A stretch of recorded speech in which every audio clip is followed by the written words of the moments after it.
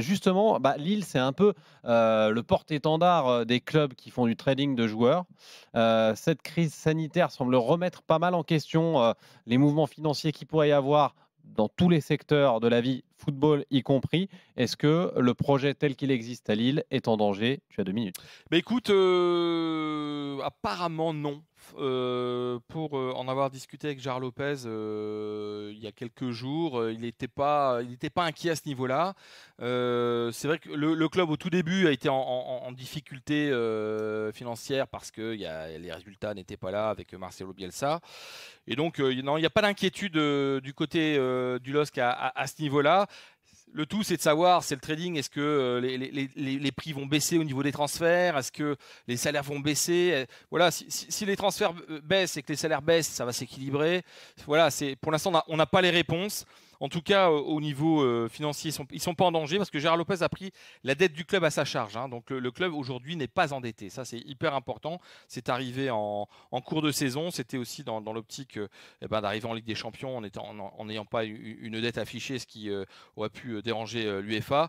Donc franchement, aujourd'hui, il n'y a pas d'inquiétude et franchement, j'ai pas de retour autour du club ou même au niveau des différentes sphères du football qui indiquent que Lille est en danger.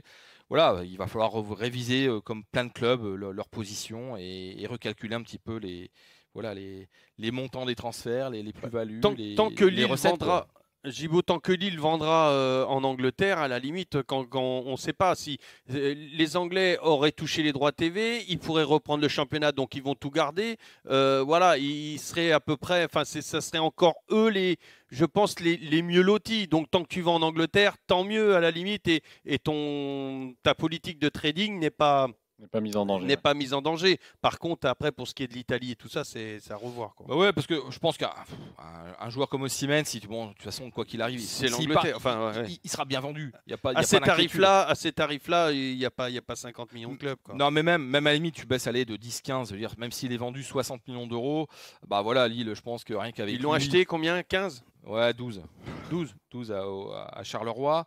Voilà, après, un garçon comme Chelik aussi. Renato Sanchez devrait rester, mais vu ce qu'il a montré, voilà, alors ils l'ont payé plus cher, 22 millions d'euros, mais voilà, tu pourrais aussi récupérer au minimum peut-être 25, voire 30, hein, peut-être un petit peu plus. Il n'y a pas vraiment d'inquiétude. Il y a, voilà, ils ont en défense centrale aussi, il y a Gabriel qui est, est dans le viseur de plusieurs clubs. Ils l'ont pas acheté très cher non plus. Il a 21 ans. On parle de 25 millions d'euros, voire 30 du côté d'Everton. Il y avait la Juventus qui était intéressée à un moment.